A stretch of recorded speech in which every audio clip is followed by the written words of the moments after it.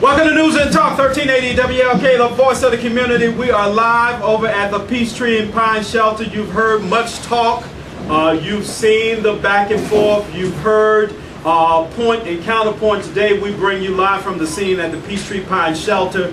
At the corner of Peachtree Street and Pine, we bring you those people who've been working over here with the task force for the homeless, those who are advocates for the poor. We also welcome your idea and your opinion. The phone number is 448-922-2703, 448-922-2703. We're asking you today if, in fact, we are going to cut the water off and close the shelter. Do you believe that there is a plan to run poor folks out of the city of Atlanta?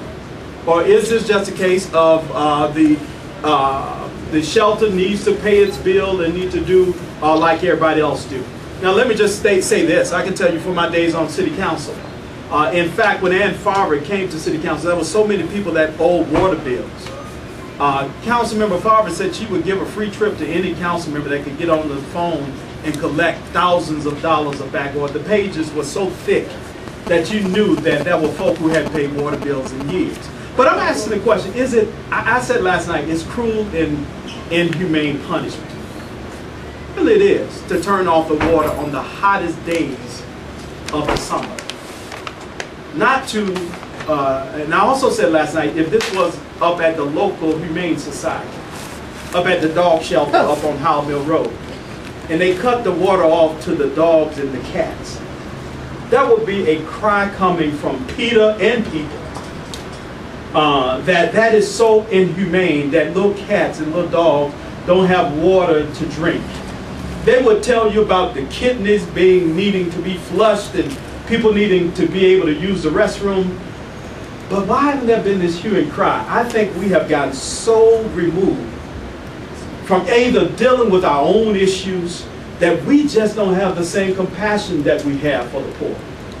I will never, so long as I have a voice, not give voice to issues of poor folk, because I know, but for the grace of God, I could be at this very same shelter asking for water and asking for help. And so I believe not only is it morally wrong, not only is it backwards thinking to cut off the water at the hottest part of the summer.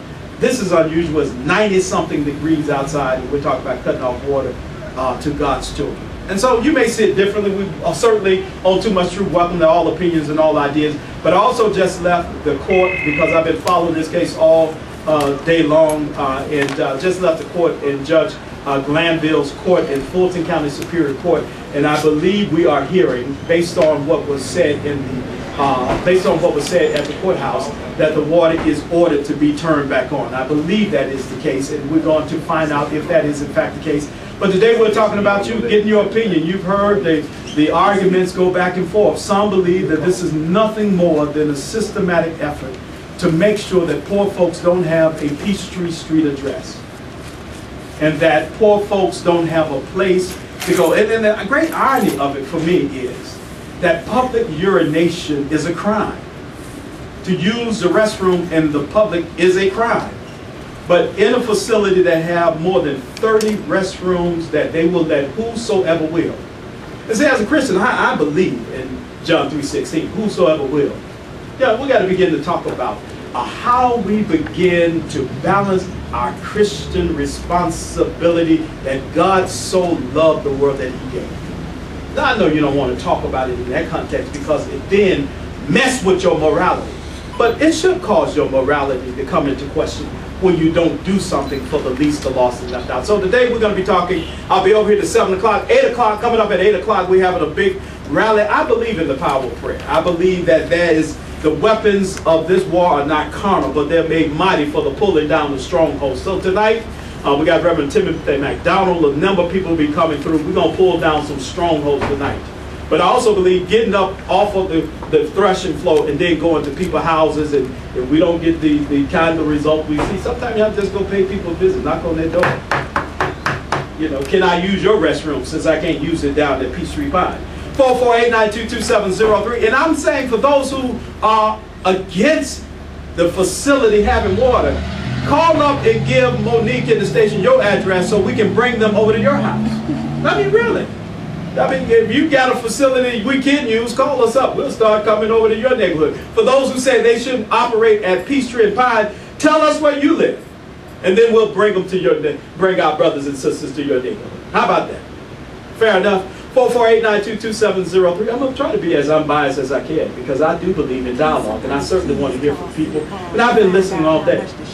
Y'all know I don't just listen to my show. I listen to Power Talk in the morning. I listen to War Valentine. Then I turn around and listen to Al Sharpton. So I've heard what y'all said all day. Now call up, and because one thing I believe in is being armed with the facts. And so we got people down here, and I have a command, pretty good command of the facts. And you call up and ask us anything about the task force for the homeless. You can ask us anything about poverty.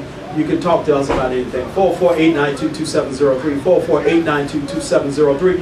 I'll be broadcasting live down here until 7 o'clock p.m. Come down. The other thing, this is really a call to service. When God said to serve the present age. And so we're going to serve the present age. Today we want you, I'm starting Project Noah. Folk kept saying it's going to rain, but we need some water. We need for it to rain water down at Peachtree Pine, in spite of the fact that the judge have ordered the water to be turned on. We're asking you to still bring, because I want to be able to show the heart of the city as being that generous city that's been talked about by so many, that has been described by philosophers and theoretical folk as a city too busy to hate. And one philosopher described it as a city of 1,000 hills. And so today we get a chance to show the generosity of the city. Bring down checks, although the judge, as I believe, has ordered the water to be turned back on before 7 o'clock p.m.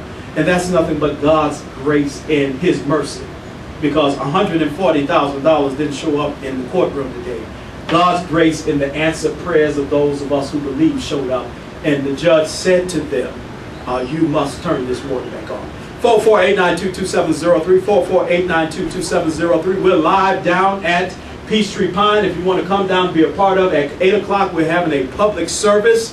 We're going to be praying and praising God for what He's already done. More importantly, we're going to be saying, what must we do as individuals? One thing you can do, bring water and bring resources. Bring a check. No matter how big or small, there will be people standing at the door.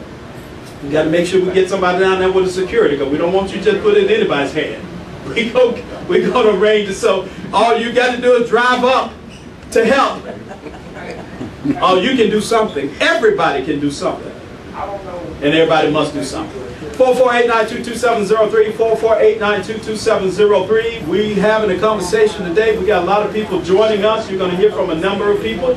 I'm joined by A. Reginald Eves, who's been a long-time figure in Atlanta politics. He's standing in front of me, Michael Langford from the United Youth Adult Conference. Got a whole host of other people. We're going to be talking about what is our obligation, what is our responsibility. Do we have a responsibility for the least of these? Do we have a responsibility to make sure that water is on at this facility? Or is that just not an issue for us? 500 black men.